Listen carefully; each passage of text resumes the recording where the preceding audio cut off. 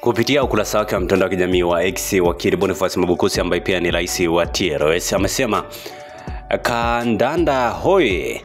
Katika mkutano huu wa demokrasia hapa nchini kwetu, bunge letu tukufu limeona hakuna haja ya kujadili na kushika shilingi kwa ajili ya watu waliopotezwa, kutekwa, kujeruhiwa na kudhulumiwa haki yao ya kuishi na upelelezi usiokwisha.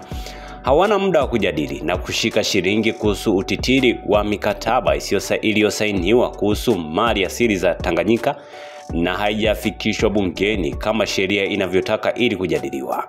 Hawana muda wa kujadili na kushika shilingi kuhusiana na ripoti ya uchaguzi wa CAG na mambo mengine yanayohusu uwajibikaji wa dola na utawala wa sheria.